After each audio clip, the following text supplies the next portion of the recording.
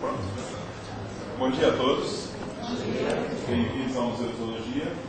E nós temos o prazer ontem e hoje de receber o Guia Darwin, o segundo de São Paulo, o terceiro do Brasil, e o primeiro que ocupa 2 dias. O evento está crescendo. E esse evento foi iniciado por iniciativa de alunos da zoologia e resolveram fazer no Brasil o equivalente aos países do mundo inteiro, em boa parte dos países, em vários continentes, que é o Guia Darwin em consideração das ideias de evolução. E recebe o nome Darwin, evidentemente, considerado pai do pensamento evolutivo e da sua explicação de seleção natural. Então, eu só queria aproveitar essa oportunidade para agradecer a todos os envolvidos no sucesso desse evento, em especial ao Cristiano Moreira e a Isabel Landim, que são os arquitetos iniciais da coisa, mas também a todos os outros alunos do Museu de Zoologia que participaram, generosamente doando seu tempo para que esse evento fosse um sucesso, se envolve em infraestrutura e organização. E agradecer também especialmente a Márcia, professora, que tem feito todo o possível para que isso fosse um sucesso, com sucesso, tanto no encontro hoje e no outro evento também. E sem mais demoras, vou apresentar o nosso primeiro palestrante hoje, que é o professor Brandão, ex-diretor do Museu de Zoologia, professor titular aqui do Museu de Zoologia também, especialista em comportamento animal, formigas, taxonomia e biologia, inclusive paleontologia também, um dos grandes especialistas mundiais em evolução de formigas e comportamento de menor. Menos. Roberto, por favor. Obrigado, Mário. Bom dia a todos. Queria agradecer a todo mundo que está aqui presente num domingo chuvoso como esse, né? Saírem de casa para assistir palestras sobre assuntos que não estão diretamente ligados à vida da gente, aparentemente, porque na verdade esses assuntos têm a ver sim com o que a gente acredita, o que a gente pensa. E eu gostaria de falar um pouco hoje sobre o comportamento social de insetos, começando dizendo que eu sou curador da coleção de Hymenoptera aqui do museu, que reúne então os insetos, abelhas, vespas e formigas. E trabalhando com esse grupo animal, a gente sempre acaba chegando no fator do comportamento social como orientador de uma série de aspectos da biologia desses grupos e dos seus impactos também no meio ambiente. Então o que eu vou falar hoje é um pouco sobre a maneira como os biólogos estudam o comportamento social. O que eles lançam mão? Que tipo de técnicas e que tipo de pensamentos a gente lança a mão para estudar o comportamento social nos animais?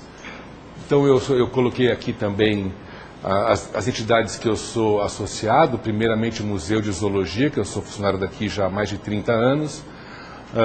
Nós fundamos há cerca de 3 anos também uma associação, Memória Naturalis, que o presidente é o Leandro Salles do Museu Nacional, que pretende também não só congregar todas as coleções e instituições que trabalham com os acervos que a gente chama de socioambientais, mas também como divulgar esse conhecimento que é investigado em torno desses acervos. E também eu atualmente sou presidente do Comitê Brasileiro do Conselho Internacional de Museus, que é uma associação internacional ligada à Unesco, a qual está confiada a salvaguarda do patrimônio cultural, dos testemunhos materiais da civilização humana. Então, o Comitê Brasileiro tem cerca de 400 sócios e nós temos comitês nacionais em 114 países. Então, é uma organização muito grande, interessante, e eu estou trabalhando nela há cerca de 6 meses. Então, no primeiro slide, por favor. Bom, então, a gente vai trabalhar hoje nesses conceitos ligados à socialidade nos animais. Primeira coisa que eu queria já separar, não existe sociabilidade, né? Quer dizer, são duas coisas distintas. Sociabilidade é de ser gentil, ser sociável, e muitas vezes o comportamento social envolve comportamentos agressivos. Então não tem nada a ver com sociabilidade, tá? É socialidade. E por que eu já coloquei então a foto de Charles Darwin aqui? Porque no livro que é o Paradigma da Biologia, a Origem das Espécies, o próprio Darwin chama atenção no seu capítulo 10º que é um capítulo que ele fala quais eram as possíveis críticas que a teoria de seleção natural iria sofrer. Quer dizer, o que a seleção, o que é aquela teoria que ele estava propondo, o que ela não explica, né? E ele cita vários casos, e entre eles o fato de que nos insetos ocorrem comportamentos ditos altruístas, isto é, alguns indivíduos abrem mão do seu potencial reprodutivo, não têm filhos próprios, para cuidar dos filhos de outros. Isso é muito difícil você explicar utilizando o raciocínio da seleção natural. O raciocínio estrito da seleção natural, cada organismo deveria passar o máximo de genes para gerações futuras e não ajudar outros organismos a fazerem isso.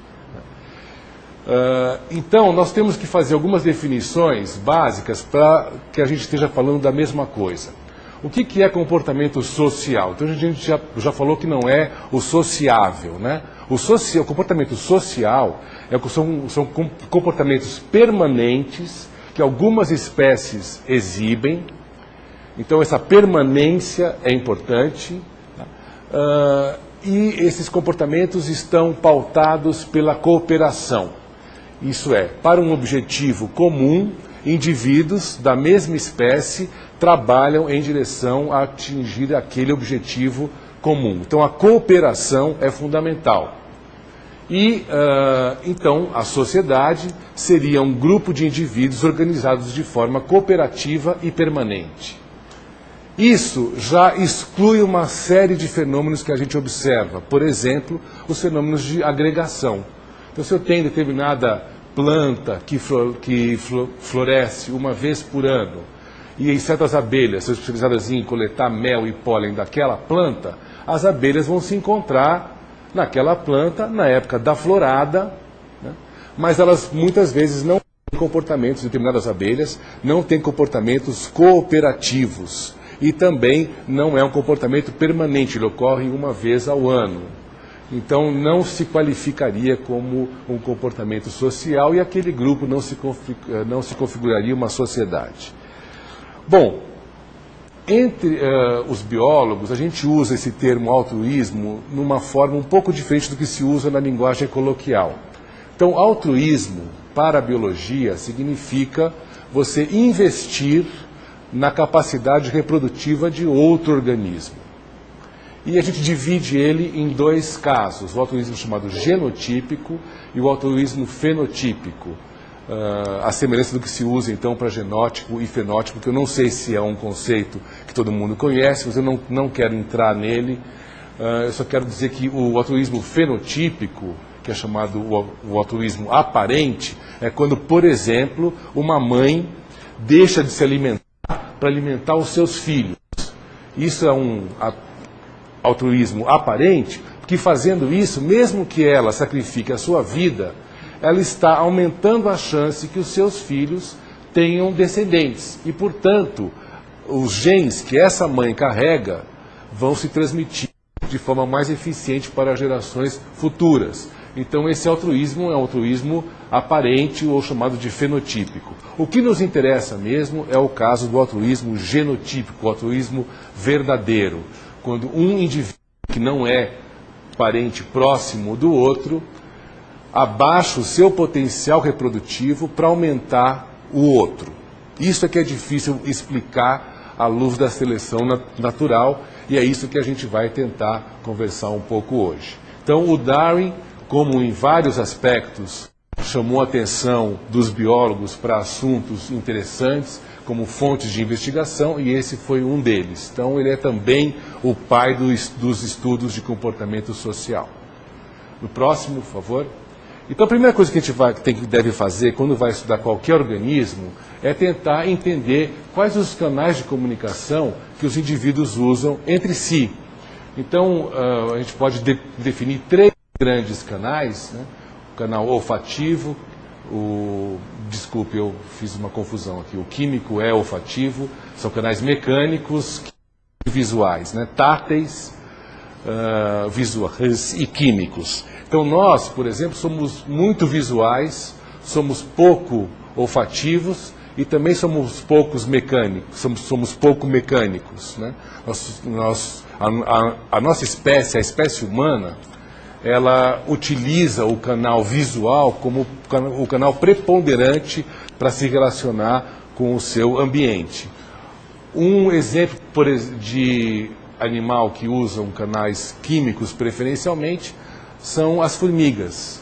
As formigas enxergam pouco, mas elas são capazes de detectar moléculas de peso molecular pequeno, em quantidade pequena, dispersas no ambiente e reagem à presença ou ausência dessas moléculas. Nós temos, por exemplo, na comunicação mecânica,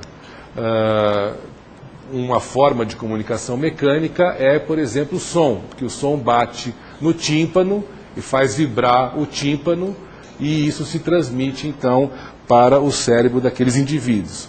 Um grupo de animais que se baseia especialmente na comunicação por som são as baleias. A gente sabe hoje em dia que as baleias emitem sons de comprimento de onda muito baixo. Esse som, então, se transmite, às vezes, por milhares de quilômetros. Baleias da costa do Atlântico se comunicam com baleias da costa do Pacífico, por exemplo, por meio desses sons. Quando elas indicam status reprodutivo, indicam fontes alimentares e uma série de outros parâmetros que são transmitidos via esses canais de comunicação. O que é importante é que os canais de comunicação determinam toda uma série de consequências e de formas que os animais têm de se relacionar com o meio e entre si, com seus predadores, com as suas presas e entre os indivíduos da mesma espécie, e muitas vezes torna um pouco complexa a tarefa de estudar, porque, por exemplo, quando você vai estudar uma formiga, as formigas se comunicam, então, quimicamente. É difícil você imaginar o que é um mundo químico. O nosso mundo é um mundo visual. Vocês imaginam uma formiga que entra nessa sala agora, ela não vai enxergar todo mundo, mas com as anteninhas ela vai receber informações sobre o tamanho do ambiente, sobre as flutuações de temperatura. Essas flutuações de temperatura podem indicar para ela, por exemplo, quantos indivíduos existem aqui. Enfim, é muito complicado você imaginar o que é um mundo baseado num canal de comunicação que a gente não usa constantemente, né? Mas isso é importante para que a gente possa, então, pensar nos tipos de observação, às vezes experimentos que a gente pode fazer para testar algumas hipóteses. No próximo, por favor. Bom, então sempre se falou, desde a época de Darwin, sobre comportamento social nos animais, né? E só que se misturava, então, uma série de fenômenos sob esse conceito, e o Edward Wilson, que é um pesquisador de Harvard, ele tem hoje cerca de 75 anos, ele é especialista em taxonomia de formigas, também começou a se interessar por comportamento social e publicou um livro em 1971 chamado As Sociedades de Insetos. Não está traduzido para o português, chama Insect Societies, onde ele define uma série de conceitos. Então, desde animais, então existe um contínuo da socialidade, desde indivíduos plenamente solitários até eusociais. Eu queria chamar a atenção também que, quando a gente fala em comportamento social, estou falando então de comportamentos cooperativos, né, e de forma permanente, o comportamento reprodutivo poderia se encaixar nisso. Dois indivíduos se atraem usando o mesmo canal de comunicação para um bem comum, para um objetivo comum, que é transmitir os seus genes para gerações futuras. Então, todos os organismos, todas as espécies animais de reprodução sexuada têm momentos sociais na sua vida, nem que seja apenas no encontro entre os sexos opostos para a reprodução. Então, isso também é importante que a gente tenha claro que isso não se qualifica nesse conceito de socialidade que a gente está adotando aqui. Então, um animal solitário, no nosso conceito, pode ter hábitos sociais em alguns momentos, mas não permanentemente, né? Então, o animal solitário, em geral, ele coloca os ovos, espalha os ovos no ambiente, ou então ele pode promover que esses ovos tenham maior chance de desenvolvimento, isso é, produzindo um ninho, produzindo uma capa protetora, unindo esses ovos em algum local protegido, ou então já colocando esses ovos próximos do alimento que os imaturos vão utilizar, ou concentrando a oviposição em momentos favoráveis ao desenvolvimento. Então, existe uma série de formas que indivíduos solitários que não vão ter contato com a sua prole podem também favorecer com que essa prole consiga o seu desenvolvimento. Então, em geral, esses indivíduos colocam os ovos, deixam esses ovos ali e se alimentam, vão procurar outros parceiros reprodutivos e não têm mais nenhum contato com os seus imaturos, com os seus filhos. Esse comportamento é o comportamento mais espalhado, mais generalizado do reino animal. Mais de 90% das espécies animais podem ser consideradas solitárias. Algumas delas também, por diversos motivos, procuram se associar. Por exemplo, nós temos muitos casos de abelhas solitárias que procuram o mesmo local para fazer ninho. Então, às vezes, um tronco caído, você vai encontrar centenas de ninhos da mesma espécie solitária, mas estão vivendo juntas, não cooperativamente, né? E essa vida comunal, como a gente chama, também aumenta a chance que os imaturos de cada uma dessas abelhas atinjam a fase adulta. Porque como você tem centenas de abelhas fazendo ninho no mesmo local, a proteção contra predadores é maior e, em geral, esses locais são favoráveis ao desenvolvimento dos imaturos. São protegidos, eles mantêm uma constância em termos de temperatura, umidade, insolação, por isso que as abelhas procuram. Mas não está ligado diretamente ao comportamento social, isto é, não estão se procurando para juntas fazerem um comportamento com objetivos comuns. Bom, aí nós temos o chamado subsocial, que são as unidades familiares. Então, em geral, mãe, seus imaturos, em alguns poucos casos, os pais, o casal e seus imaturos. Esses comportamentos, então, de cuidado à prole, foram designados como um tipo especial de comportamento social, chamado de subsocial. E esses comportamentos, a gente sabe realmente que acabam sendo preponderantes para que os imaturos tenham sucesso no seu desenvolvimento.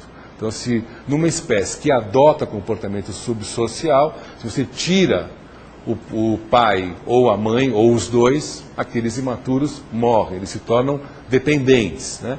Dependentes ou porque são protegidos mecanicamente pelos seus pais contra predadores, né? Contra as intempéries, ou porque os pais trazem alimento. Em geral, espécies subsociais têm desenvolvimento lento, então os imaturos têm que ser periodicamente alimentados. Isso cria relações entre os imaturos e os seus pais complexas, comportamentos complexos. Isso é uma coisa importante também dizer aqui. O comportamento eusocial, vocês estão vendo que existe uma gradação de solitário a eusocial. Eusocial significa verdadeiramente social. Esse prefixo eu em grego é verdadeiro. Não quer dizer que os bichos que estão mais distantes nessa escala, sejam eusociais, são mais inteligentes do que os solitários. Eu posso ter hábitos de animais solitários extremamente complexos, com cadeias de comportamento muito complexas que necessitam do concurso de diversas partes do corpo, e eu posso ter animais eusociais com hábitos mais simples. Então não estamos falando aqui num grau de melhoria ou de aperfeiçoamento do comportamento. Tá? Em geral, os graus de socialidade refletem na história evolutiva o que aquelas linhagens passaram e as necessidades delas alimentares, reprodutivas, enfim, mas não tem uma ligação direta com comportamentos mais complexos ou menos complexos. Bom, então os comportamentos chamados quase sociais, aí já são aquelas espécies, por exemplo, seria um passo a mais das comunais, que além de viverem no mesmo tronco, abelhas que já têm uma entrada comum. E dessa entrada comum, vários indivíduos fazem os seus ninhos. Então, esses ninhos se unem numa entrada comum, isso já tem um começo de cooperação. Mas ainda não é permanente.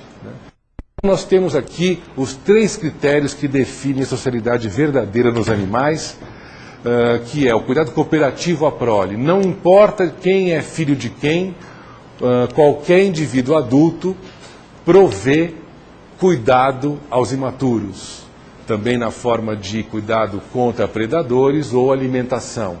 Às vezes você tem, por exemplo, nos insetos que sofrem mudas constantemente, muitas vezes os pais ou os bichos maduros têm que ajudar a tirar, por exemplo, o invólucro da pele do estado anterior para que aquele indivíduo possa crescer numa próxima fase de larva ou de ninfa. E algumas espécies, o inseto maduro tem que ir lá e lamber, tirar aquela pele velha, né? Então, esse cuidado à prole, que é muito comum então nos grupos subsociais, nos grupos eusociais ele ocorre de forma cooperativa. Qualquer indivíduo cuida de qualquer imaturo. Nós temos uma divisão de trabalho reprodutiva que, na verdade, esse conceito aqui é a chave que separa os grupos eusociais dos grupos que não chegaram a esse grau de desenvolvimento da socialidade. Que existe dentro de uma colônia, então, eusocial, você tem alguns indivíduos que são estéreis e outros indivíduos que se reproduzem. Os indivíduos estéreis trabalham em benefício dos indivíduos que se reproduzem. Então, existe um altruísmo verdadeiro, um altruísmo genotípico, e isso que é difícil a gente explicar. Para que esse sistema funcione, eu tenho que ter superposição de aumento de 2 gerações capazes de trabalhar na colônia. Então, se eu tenho, por exemplo, a mãe e os filhos, são 2 gerações. Mas isso não se qualifica como eusocial, seria o subsocial só. Então eu teria que ter várias mães ou vários pais, né? Os imaturos. Se os imaturos conseguem trabalhar fazendo seda, tem uma série de coisas que os imaturos fazem nas colônias, especialmente de insetos. Eu já posso caracterizar isso como superposição de gerações. Mas o que acontece muitas vezes é que a mãe vai lá, coloca uma série de ovos, desses ovos nascem imaturos. Quando os imaturos atingem a maturidade sexual, eles voam e vão cada um fazer o seu ninho. Eles não permanecem, então eu não tenho superposição de gerações. Então não se qualifica como comportamento eusocial. O Wilson, então, publicou esse livro em 71, onde ele falava de todos os grupos eusociais, e ele, então, fez uma proposta de uma teoria mais ampla que tratasse o fenômeno da socialidade em todo o reino animal. Publicou um livro com essa teoria, que é o Sociobiology, de 1975. Foi um livro muito polêmico, mas que, ao mesmo tempo, gerou um enorme avanço nessa área do conhecimento, as explicações do comportamento eusocial. No próximo, por favor. Então, quem são os animais eusociais? Aqui eu estou fazendo uma lista de todos. Agora, não mais dos sociais, né? Eu já falei que 90% são solitários, 10% mostram algum grau de socialidade e menos ainda mostra eusocialidade. Então, quais são os grupos eusociais? Todos os cupins. Cupins, então, é uma ordem de insetos, a ordem Isóptera, tem cerca de 2.500 espécies conhecidas no mundo, são todas elas eusociais. Das cerca de 20 mil espécies de abelhas, só 6% são eusociais. Esse nome vespa serve para um grupo enorme de insetos. A maioria dos himenópteros poderia ser chamado de vespa. O que a gente chama de vespa, caba, são as vespas sociais, que representam apenas uma família, a família Véspide, que é menos de 1% dos himenópteros que se qualificam para receber o nome de vespas, são eusociais e estão restritos à família Véspide. Todas as formigas, que na verdade também são vespas, né, pertencem a esse mesmo grupo dos himenópteros.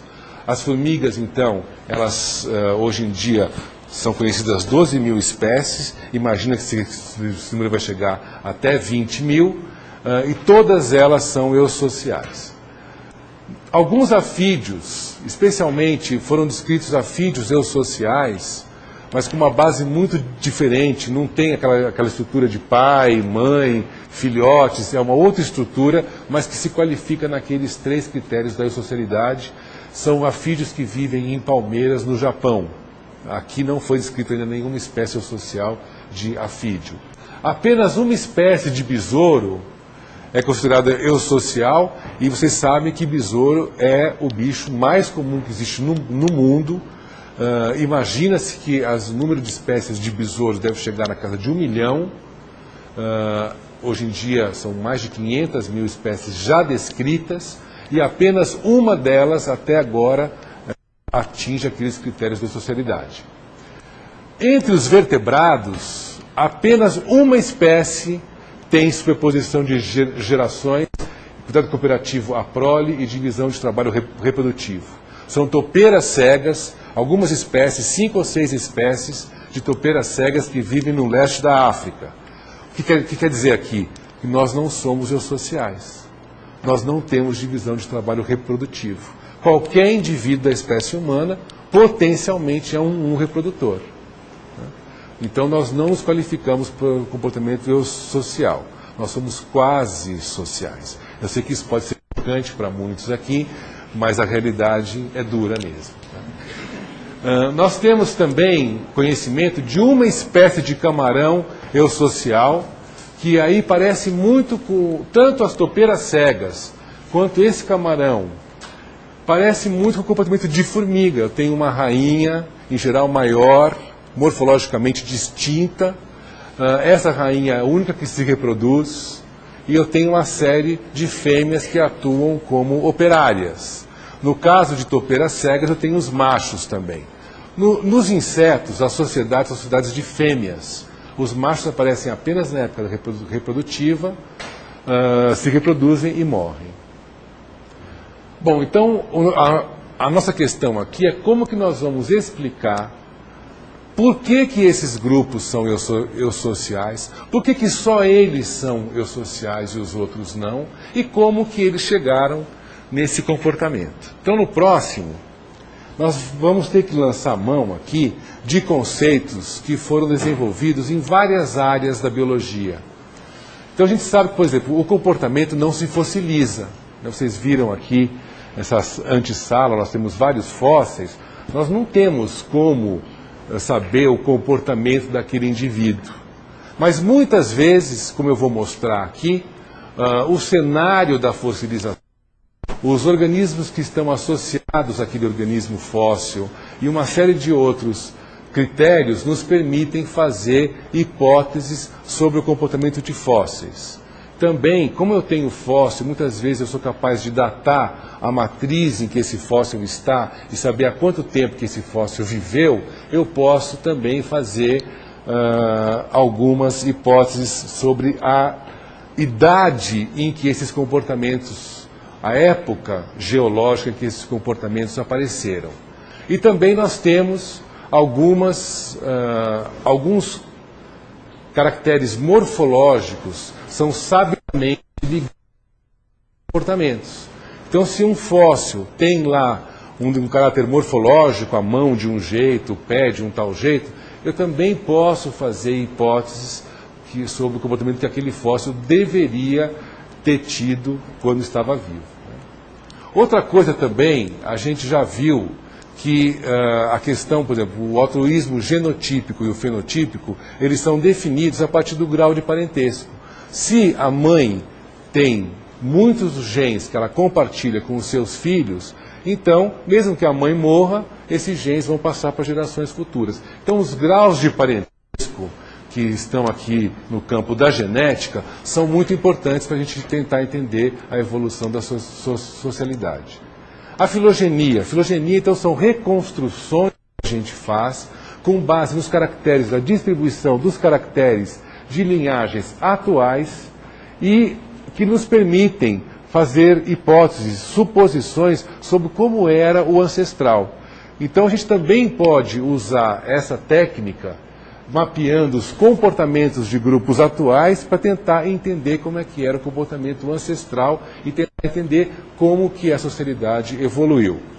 Muitas vezes nós vamos precisar chegar a detalhes da neurofisiologia ou mesmo da morfologia, da anatomia, para tentar entender esses comportamentos, como que eles ocorrem, em que situação que eles ocorrem e quais as bases para esse comportamento. O comportamento social tem um enorme efeito na ecologia. Então, dois indivíduos que predam, se alimentam e têm um efeito no meio ambiente, se eles trabalham de forma cooperativa, esse efeito é muitas vezes aumentado. Então, as espécies eusociais, apesar de serem em número muito pequeno, elas têm um efeito desproporcionalmente grande em termos ecológicos. Tá? E eu vou falar um pouquinho sobre também etologia, que é o estudo de comportamento. Que técnicas que você usa para estudar comportamento? Porque comportamento tem uma característica, uma dificuldade especial, que a linguagem que nós usamos, muitas vezes ela é muito imperfeita. A gente usa uma palavra em vários contextos, né, de várias formas. Nós precisamos de uma linguagem muito precisa e precisamos também de protocolos de observação testáveis, reprodutíveis em outros laboratórios, para que a gente possa, então, também trocar informações e construir uma teoria sobre a evolução de comportamento, e essa é a tarefa, então, da ciência do estudo de comportamento, que é a etologia. Então, eu vou tratar um pouquinho desses vários temas, tá bom? No próximo, por favor.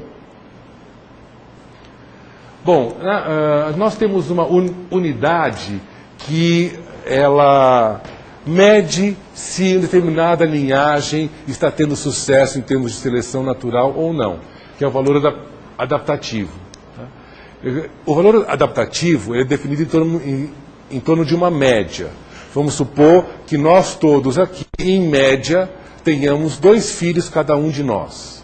Se alguém tiver 4 filhos, os genes daquele indivíduo vão se transmitir de forma mais eficiente do que a média, que é ter 2 filhos. Se alguém não tem filhos, os seus genes vão ter maior dificuldade de passar para gerações futuras. Então é sempre definido em termos desse valor médio. Tá? Isso é uma matematização das ideias do Darwin, foi feito muito depois dele. Né? Em 1964, William Hamilton, aqui ele está numa foto aqui na Amazônia, William Hamilton era estudante de Oxford e ele foi convidado pelo professor Warwick Kerr, que na época trabalhava em Ribeirão Preto, estava fundando a filosofia de Ribeirão Preto, para fazer um estágio em Ribeirão. William Hamilton veio para cá, passou 1 ano aqui, e nessas conversas com o professor Kerr, escreveu o trabalho fundamental da biologia do século XX, que é um trabalho publicado em 1964, enquanto aluno de Ribeirão Preto, isso é legal lembrar, que é um trabalho onde ele define o que é o valor adaptativo inclusivo. Nas espécies diplodiploides, como nós, que tanto o pai tem 2 grupos de cromossomo quanto a mãe, né? Então, esses cromossomos, eles se organizam num novo indivíduo. Esse indivíduo, então, produz os seus gametas, espermatozoides ou óvulos. Existe uma recombinação, chamada meiose, que alguns devem saber o que é. e a produção de gametas, né? O grau de parentesco entre indivíduos, irmãos, numa espécie diplodiploide é meio. Isso significa dizer, a chance de um alelo que está em mim, um alelo que determina qualquer caráter fisiológico, comportamental, morfológico, estar presente no meu irmão, irmão de pai e mãe, é 50%. Também eu posso falar isso em termos de proporcionalidade. Cerca de 50% dos alelos que estão nos meus irmãos estão também em mim. Então, o grau de parentesco entre os indivíduos é definido como meio. No caso dos himenópteros, não. Porque os himenópteros, os machos são haploides. Eles têm só um grupo de cromossomos. Quando eles produzem espermatozoides, não ocorre aquela recombinação. Todos os espermatozoides dos machos, de um macho, são idênticos. Não existe variação genética entre os espermatozoides. Nas fêmeas, sim. As fêmeas produzem 2 tipos de óvulos. Metade dos genes vão para um, metade para o outro.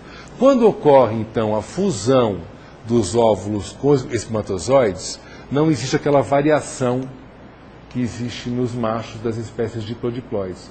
As fêmeas, filhas dessa relação, elas vão compartilhar mais do que metade dos genes. Elas compartilham 3/4 dos genes.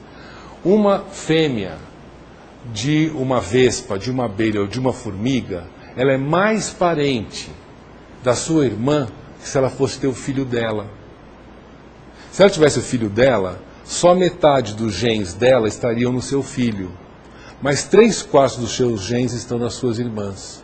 Então, ela trabalhando para a sua irmã, para ajudar o desenvolvimento dos ovos da sua irmã ou da sua mãe, dessa forma ela faz com que os seus genes passem de forma mais eficiente para gerações futuras. Sendo estéril, nesse caso, ela consegue passar mais os seus genes do que se ela tivesse filho.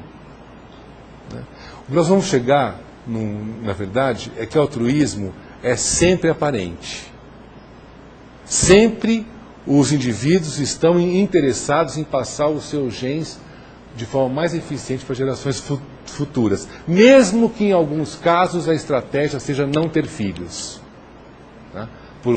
Isso pode parecer estranho, mas é verdade. O Hamilton esteve muitas vezes aqui, foi muito amigo também dessa casa, esteve muitas vezes aqui no museu. Essa foto ele está em Mamirauá.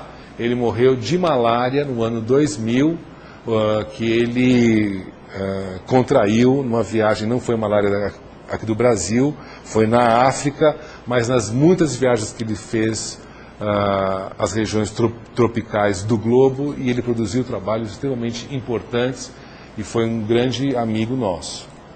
Então, a partir desse, o que ele diz é que o valor adaptativo não pode ser calculado apenas levando em conta a genética de um indivíduo. Eu tenho que levar em conta o grau de parentesco e todos os parentes dele que compartilham genes com ele.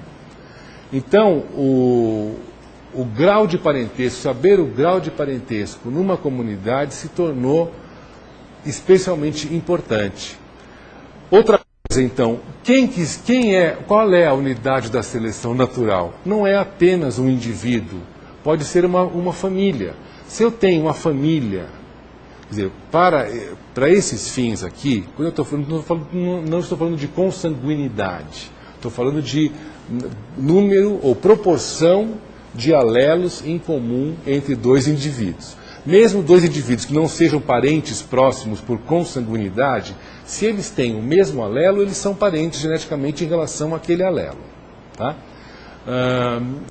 Então, a unidade de seleção pode ser também a família, porque se naquela família o grau de parentesco é muito alto, então tende a que aqueles alelos vão ser selecionados a favor ou contra em todos os indivíduos. Então, a unidade de seleção natural pode ser a família, a unidade de seleção natural pode ser a população, pode ser até o ecossistema. Então, isso vem dos trabalhos de um outro geneticista chamado Lewontin, que mostra que, a partir da incorporação desse conceito de graus de parentesco, da sua influência nas populações, a unidade da seleção natural não está restrita mais ao indivíduo. Os indivíduos é que morrem, deixam mais filhos ou deixam menos filhos. Mas os seus graus de parentesco podem fazer com que as unidades é que sejam selecionadas ao longo das gerações. E agora, então, com esse conceito, eu posso imaginar a evolução de caracteres desvantajosos. Por exemplo, a esterilidade. É um caráter que aparentemente traz uma desvantagem para aquele indivíduo, mas em certos casos, em certas ocasiões, você ser estéril promove a passagem dos genes para gerações futuras. Isso aqui tem um J a mais, isso aqui seria um I. Tá? Então, esse tipo de pensamento que o Hamilton propôs, ele não propôs esses nomes, mas propôs uma forma de se pensar, ficou conhecido como a seleção ao nível de grupo, ou kin selection. Kin é parentesco, em inglês. Então, é a seleção de parentesco, ou a seleção parental, que se contrapõe à seleção de grupo. Antes desse trabalho do Hamilton, as pessoas falavam assim, mas é para o bem da espécie. Por exemplo, vou dar um exemplo. Você tem uma lagoa. A lagoa é um sistema fechado. Ela tem alimento suficiente ela é capaz de alimentar um certo número de indivíduos. Se eu passo do número de capacidade, a maioria daqueles indivíduos morrem. O sistema entra em colapso. Então, de alguma forma, as espécies controlam as suas densidades. Como que elas fazem isso? Então, as teorias que existiam antes desse pensamento do Hamilton, falam assim, para o bem da espécie, cada indivíduo diminui o seu potencial reprodutivo, se eu for um peixe, em vez de ter 5.000 filhos, eu vou ter 4.800, e com isso a população se mantém no nível que não atinge a capacidade de suporte daquela lagoa.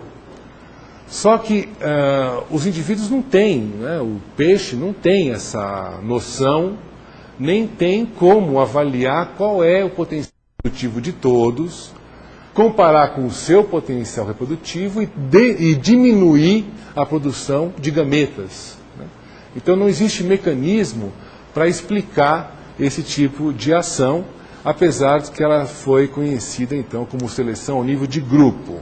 Então, na seleção de grupo, não se leva em conta o grau de parentesco, se é mais parente ou se é menos parente. Na seleção de parentesco, sim. Na kin selection, sim.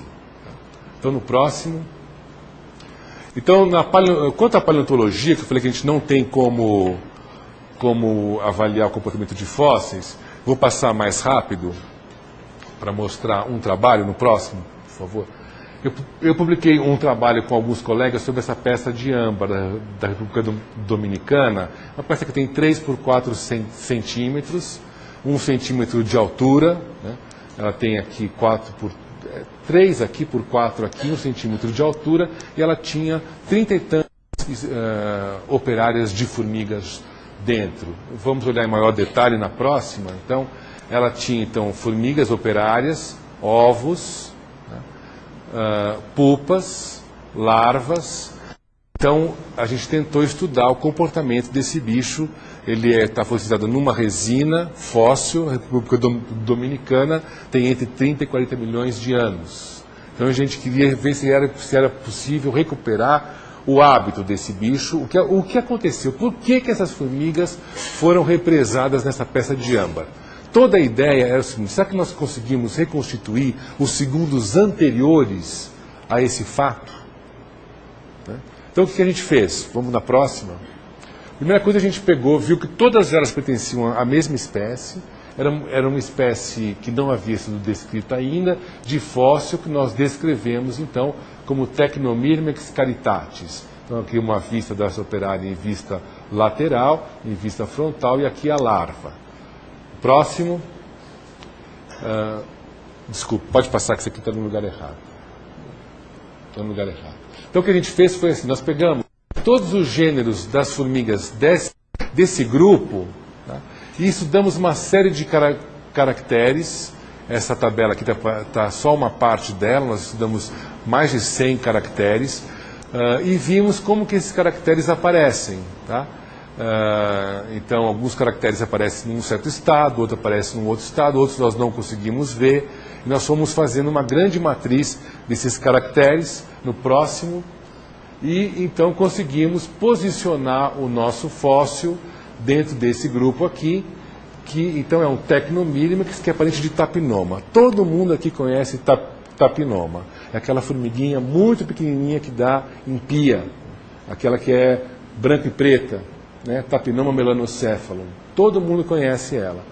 E esse outro gênero, Axinidris. Então, se nós mapeamos aqui os grupos atuais e mais o fóssil, e nós sabemos o comportamento desses outros grupos, é possível nós reconstituirmos os comportamentos dos ancestrais desses 3 gêneros, mais dos ancestrais de todos esses grupos aqui. Então nós já percebemos que era um bicho arborícola, só pelo mapeamento dos caracteres comportamentais atuais, é um bicho arborícola, que vive em colônias relativamente grandes, se alimenta de substâncias líquidas. Isso porque seria muito difícil imaginar que esse comportamento que nós conseguimos reproduzir do ancestral tenha se mantido em todos os outros, menos nele.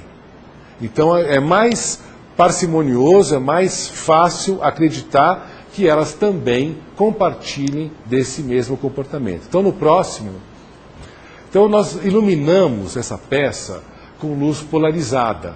A luz polarizada é usada, por exemplo, quando a gente faz maquete de prédio, a gente faz em geral em acrílico, submete a luz polarizada e você vê as tensões das forças internas. Então essas tensões estão representadas aqui por essas linhas de cor, né? Então isso mostra que possivelmente a disposição espacial dos indivíduos tenha se mantido após a resina cair em cima deles. Na próxima, a gente vê um detalhe, aqui está uma operária, né, com as pernas dobradas, a cabeça, com a antena, que nós não vemos tensões ao longo, enfim, ela não se mexeu depois que caiu a gota de resina. Se ela tivesse abanado as antenas, a gente ia ver isso por linhas de força na luz polarizada. No próximo, nós iluminamos também a peça com luz monocromática no comprimento de onda próximo ao infravermelho.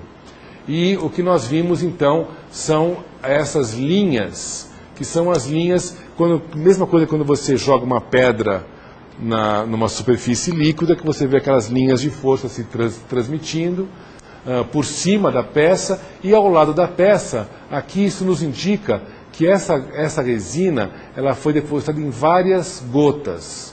E as formigas estavam todas na mesma capa. Na próxima, então olhando aqui, inclusive, na luz normal, a gente vê que todas as formigas estavam concentradas aqui na mesma capa. Como, então, as iluminações por vários comprimentos de onda nos indicam que elas mantiveram a posição, o que nós fizemos foi criar um critério para a larva. A gente media nessa posição aqui, da boca até o ânus. Nas formigas operárias, nós usávamos o eixo principal do corpo e nas pupas também. Com isso, então, nós vimos que elas estavam andando numa procissão, cada uma carregava uma larva, uma pupa ou um grupo de ovos, quando a gota de resina caiu em cima. No próximo, então a gente usou essa grade, né?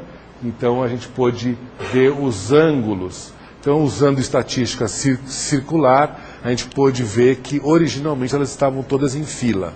Tá? No próximo, como é que a gente sabe qual é a posição, né? Se a peça está assim ou se a peça está assim? Nós usamos o critério que a gente chama de critério dos ovos. Aqui são ovos da mesma formiga, ela devia estar carregando todos esses ovos embaixo da mandíbula. Tá? Aqui está a cabeça da formiga, o tronco, as pernas. Né? Então, quando a gente colocava numa posição, a gente via os ovos e a formiga. Quando a gente colocava nessa posição aqui, nós vimos a formiga e os ovos por baixo. Como ela carrega os ovos embaixo da mandíbula, essa posição deve ser a posição correta da peça. Tá? Próximo. E o mais interessante, as formigas carregam os imaturos. Né? Então aqui uma operária carregando uma pupa, uma operária carregando uma larva e uma operária carregando uma outra larva. Aliás, aqui é uma pupa também. Em geral, cada espécie de formiga carrega os seus imaturos sempre do mesmo jeito. Se ela pega pela cabeça, ela sempre pega pela cabeça da mesma forma, cabeça para cima ou cabeça para baixo. Nesse caso, está aqui ela carregando pela mandíbula, aqui carregando pela parte média do corpo, aqui carregando a larva de uma outra forma. Então a gente já percebe que antes de cair a resina, quando elas pegaram os seus imaturos para sair correndo, elas já estavam alarmadas. Elas já estavam correndo de algum perigo. Tá? Depois que a resina caiu, aqui tem uma formiga carregando uma larva, aqui está a cabeça da larva, aqui está o ânus. Isso daqui é uma gotinha de hemolinfa, que é o sangue da larva. Então, depois que a resina caiu, ela ainda apertou a larva tanto que ela feriu a larva. Então, são 2 momentos de estresse que essas formigas passaram. No próximo, então nós conseguimos reconstituir, na forma de um cartoon, os segundos anteriores à fossilização, usando elementos da filogenia, da morfologia, dos comportamentos dos bichos atuais. Então, a gente usou uma série, foi um trabalho meio de detetive, uma série de elementos. Nós percebemos então que caíram 7 gotas. A primeira gota está caindo, ela cai, ela se espalha, aí fica um tempo suficiente para que já comece a secar a capa, cai uma outra gota, tá? Caiu uma terceira gota. Depois que a terceira gota se espalhou, alguma coisa aconteceu na fonte que começou a acumular gotas. E, enquanto isso, as formiguinhas estão passando aqui com seus imaturos. Aí caiu uma gotona. A gente viu que, naquelas capas, a capa onde está as formigas é a capa mais larga, mais grossa. Então, caiu uma gotona em cima delas. Elas ficaram presas. Algumas conseguiram escapar. E, depois disso, caíram mais 3 gotas. E formou a nossa pedra aqui. Tá? Isso há 30 milhões de anos atrás. Então, isso é assim, a ideia era...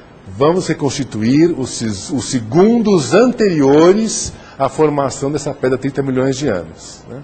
E no próximo, nós fizemos um desenho, então, da situação. Essas formigas devem fazer ninho dentro de tronco, pelos que todo... Alguma coisa estava acontecendo, elas saíram alarmadas, já com seus imaturos na boca. Em geral, elas fazem uma fila, né? E quando chegaram, então, no local onde estava se formando a gota, um grupo ficou aprisionado. Então, mesmo que a paleontologia não preserve o comportamento, nós podemos usar elementos para reconstituir os hábitos de fósseis.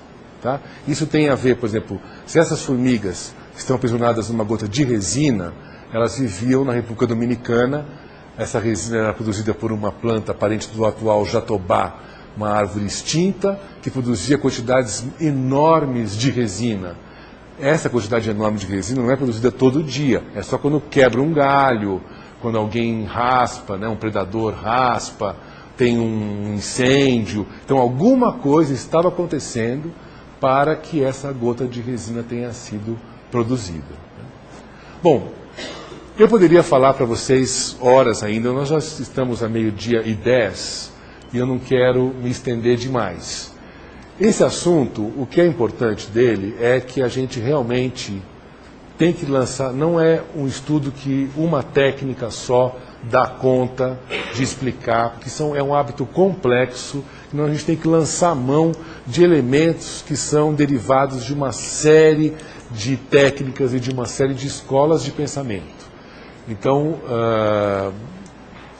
exige que a gente tenha uma visão ampla da biologia e exige também que a gente não tenha preconceitos e consiga agregar informações, né? Eu queria só passar o último slide. Você tem como chegar no último? No último. Não, passou. É o penúltimo, então. Antes, depois você deixa aí, se alguém quiser. Eu espero, então, que depois dessa conversa nossa, vocês vejam as formigas e os insetos de uma outra forma, né? E essa criança, por exemplo, ninguém ensinou ela a matar, ela tem 10 meses ou 1 ano, né? Ninguém ensinou ela a matar a formiga. Mas, com certeza, isso é uma amostra do nosso interesse, da nossa curiosidade pelos outros seres vivos e também da nossa falta de critério sobre a nossa própria força, né? Que essa criança daqui a 1 segundo vai esmagar a formiguinha com certeza, a formiguinha está apavorada aqui, né? Com medo desse assassino. Então, na próxima eu coloquei algumas referências, eu tentei também mostrar aqui trabalhos que a gente fez aqui no nosso laboratório, aqui no museu, em associação com colegas do exterior. Então, tem vários, são eu e alguns colegas, mas o Rogério que está aqui, que foi aluno, que esse é um trabalho sobre a parte de ecologia que eu não falei, o Bodo também foi aluno meu aqui, e nós fizemos um primeiro trabalho sobre o acampamento de acantognatos e depois nos associamos com colegas alemães, e esse trabalho aqui é o trabalho feito com os colegas da Espanha e da Suíça sobre esse trabalho dos fósseis. Tá bom? Então, não sei se nós temos tempo para alguma pergunta, mas eu agradeço muito a atenção e queria parabenizar vocês por terem vindo. Obrigado.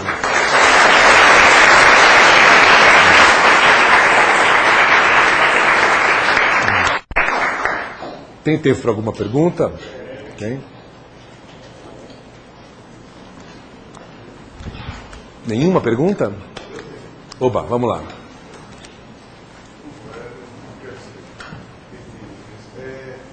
Eu trabalho com a parte de ecologia, então talvez eu não tenha compreendido direito quando você falou, né, mas eu acho extremamente interessante isso daí. Talvez esse é um problema da definição que eu não tinha captado, o que é um quase social e um social, por que a gente não é social assim?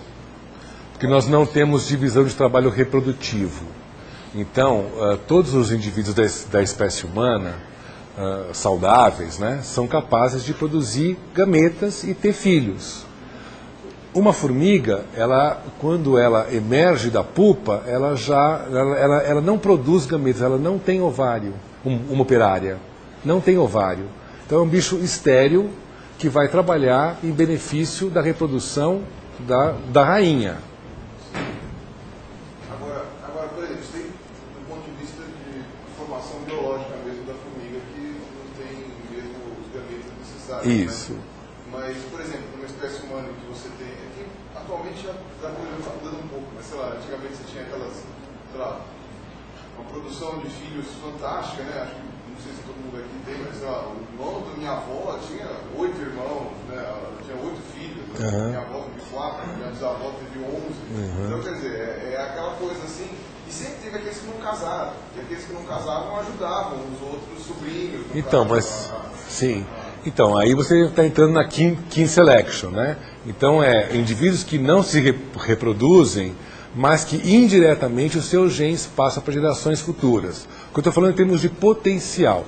Esse indivíduo que não se reproduziu tinha potencial. Possivelmente ele produzia gametas também, né? Por circunstâncias, não teve filhos. Mas ele poderia ter tido filhos. Uma operária, não. Não tem como. Então você tem isso fixo, rígido. A seleção natural levou à esterilidade. Então, esses grupos, nós temos no caso das topeiras cegas, que é o único vertebrado eusocial, tem o mesmo sistema. Você tem alguns indivíduos que já nascem predestinados a atuar como operários, digamos assim, fazer os trabalhos necessários que a colônia exige para permitir a reprodução da rainha. Ficou claro? Essa é a diferença, tá? Oi. Eu acho que na mesma linha, mas provavelmente por causa de uma ignorância minha, pela definição do senhor, por que a espécie humana não é subsocial? Não, ela é subsocial, ela não é eusocial, ela é subsocial, também ela tem comportamentos de cuidado à prole, né, muito elaborados. Ela é subsocial, assim como as baratas também são subsociais. Então você tem uma série de grupos animais que são subsociais. Todos os comportamentos de cuidado à prole são subsociais. O quase social, você tem já, por exemplo, barata, tá? Que é subsocial. Ela tem alguns tipos, algumas espécies de cuidado à prole, né? Mas ela não tem aqueles ninhos comunais, bocas comuns, não trabalham permanentemente para um objetivo comum. Tá? Só uma coisinha, essas definições todas, elas nos ajudam, mas elas são contínuas, né? Você vai ter sempre caso que é quase isso, mas não é aquilo, né? Então elas só servem para a gente definir e para a gente tirar alguns fenômenos, né? Para não dar confusão. Eu vou chegar lá. É claro que esse assunto, todo mundo faz uma ligação direta com o comportamento social humano, sempre, né? A gente está estudando os animais, mas a gente está se enxergando no espelho, né? Então isso provoca muita confusão, provoca, inclusive, porque aí entram as suas ideologias, entram as coisas que você acredita, e isso provoca muita polêmica, muita confusão.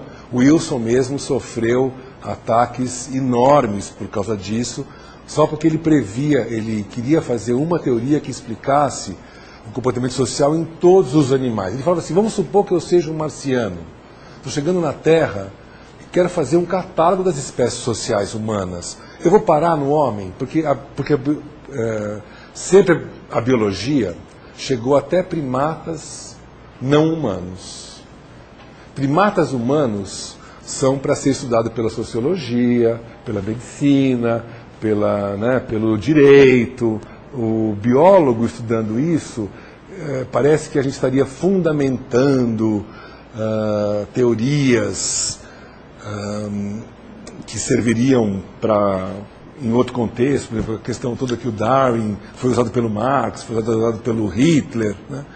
Então essas confusões que vêm historicamente fazem com que a gente tente separar um pouco os fenômenos e estudá-los de acordo com os seus parâmetros para evitar essas confusões. Mas é claro que isso é tudo contínuo e não dá para fazer essa separação tão nítida.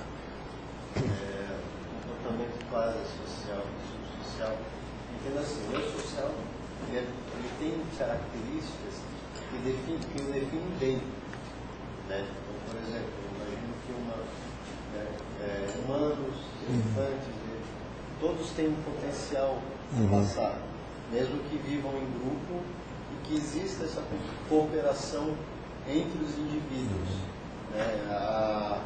A prole, os indivíduos mais jovens são os melhores cuidados, né? Até porque existe questão da predação, mas assim, social, solitário, comportamento solitário, comunal, agora quase social e social. Tudo que fica no meio termo. É uma coisa muito tênue. Isso.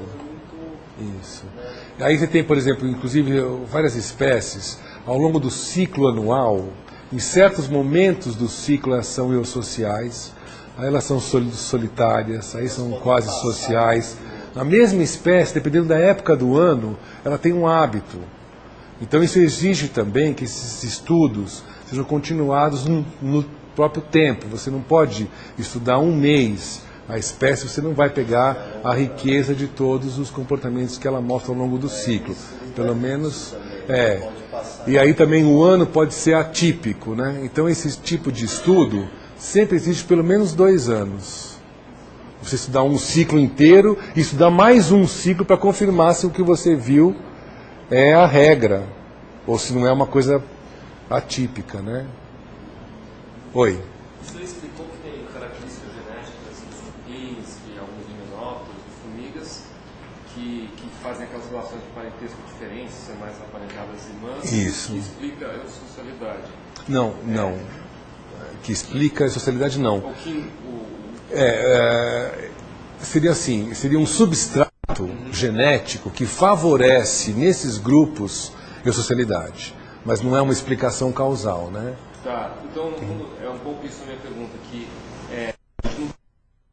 uma coisa diretamente com a outra. Isso. Esses mecanismos genéticos podem ter surgido por razões completamente Exatamente, diferentes. surgiram por razões completamente diferentes, porque surgiram, os himenópteros são todos haplodiploides. A ordem Hymenoptera, os primeiros fósseis, têm 250 milhões de anos. O comportamento eusocial surgiu, os primeiros grupos eusociais devem ter surgido há 100 milhões de anos. Quer dizer, por 100 eles foram haplodiploides e não eram eusociais. Então a haplodiploidia não é uma explicação da eusocialidade. Que uma das dificuldades é o seguinte: vocês viram que nós temos poucos grupos que são eusociais. E eles estão concentrados, muitos na ordem Hymenoptera de insetos. Como a ordem Hymenoptera é haplodiploide, então deve ser explicação. Mas hoje em dia a gente não aceita mais a haplodiploidia e as suas derivações, isso é, alterações nos graus de parentesco, com uma explicação da socialidade. Mas talvez tenha favorecido, os graus de parentesco muito altos tenham favorecido a origem da socialidade nos himenópteros. E também, assim, as abelhas não são parentes, o ancestral das abelhas não é o mesmo das vespas, nem das formigas. Então isso já nos dá a ideia de que a socialidade, mesmo dentro de Hymenoptera, surgiu várias vezes. Várias linhagens solitárias deram origem a grupos eusociais, independentemente.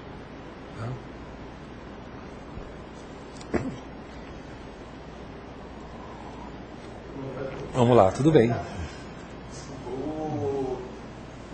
Eu ganhei de presente há um tempo atrás uma edição nova do livro do Origem das Espécies, que tinha um prefácio, não me lembro agora quem foi que escreveu esse prefácio, mas era muito interessante. Ele comentava sobre aquilo que o darwinismo ainda não estava explicando direito, e ele acabava falando um pouco do comportamento altruístico.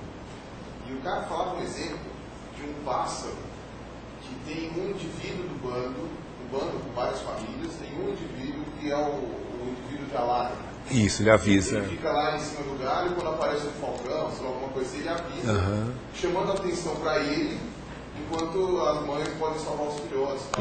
E falou que esse indivíduo de alarme, ele está salvando, tudo bem, pode estar até salvando os primos dele e tal, não sei o quê, mas ele não está salvando só isso. Não, em geral, até esses bandos têm várias espécies.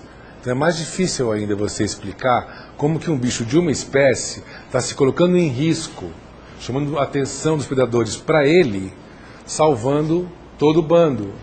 É difícil explicar realmente isso. Então tem coisas que não estão ainda plenamente compreendidas. Tem também, a gente tem, por exemplo, alguns relictos, né, morfológicos. Nós temos apêndice. Hoje em dia a gente não usa mais o apêndice, a não ser quando a gente tira ele, né? E em outra circunstância, esse caráter teve a sua importância. Então ficou como um relicto de uma outra época. Então também nos comportamentos pode acontecer isso, entendeu? Você tem hábitos que ficaram, sobraram. Então talvez esse pássaro tenha esse hábito porque ao longo da evolução dele se fixou num outro contexto, esse comportamento, e ele se manteve. Então isso é muito difícil, por isso que a gente tem que lançar mão de várias técnicas, né, de várias linhas de pensamento para tentar compreender como que é a origem do comportamento tão complexo como o social. Porque o comportamento social também não é só daquele indivíduo, né, ele é uma interação. Então o grau de complexidade desses hábitos é muito maior do que o comportamento de um indivíduo só. O indivíduo só, os estudos da etologia, por exemplo, que pega o ratinho bate numa barra, recebe água, né? São comportamentos simples. Agora, quando envolve um outro indivíduo que responde, às vezes, de forma inesperada àquele estímulo, os hábitos se tornam muito complexos e mais difíceis de serem catalogados, estudados, compreendidos.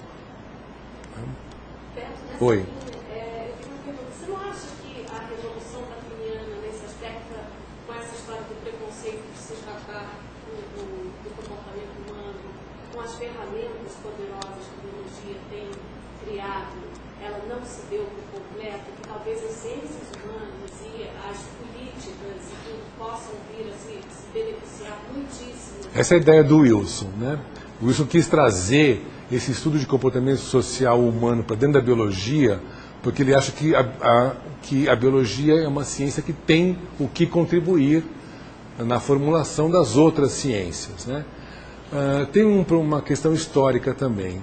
Um dos grandes divulgadores do Darwin foi o Spencer. Sabe, Spencer era um sociólogo do começo do século XX. Ele que cunhou, por exemplo, aquela expressão, a sobrevivência do mais forte. O Darwin nunca falou essa frase. E essa frase levou a uma série de equívocos, né?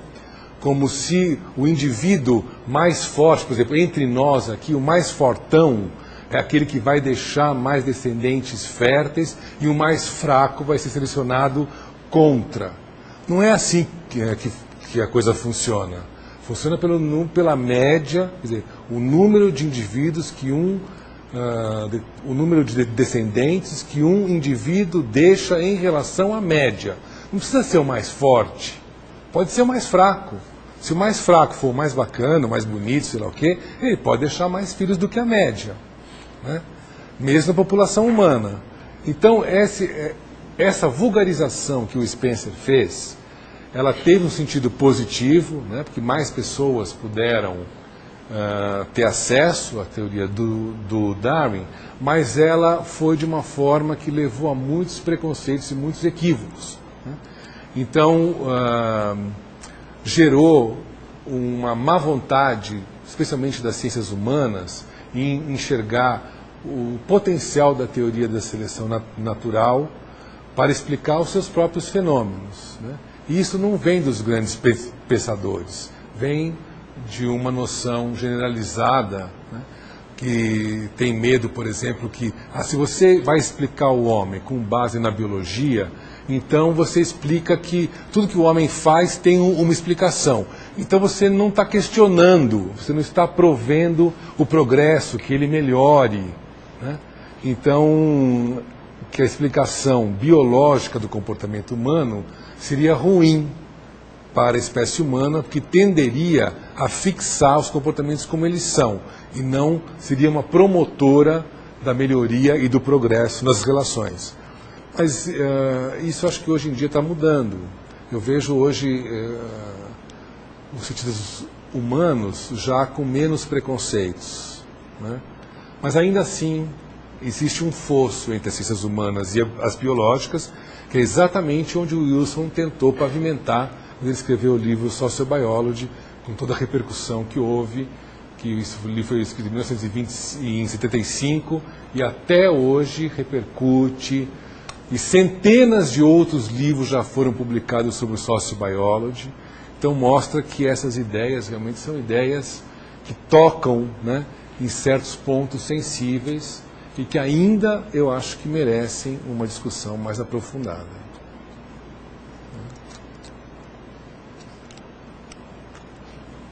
É isso. Obrigado, então.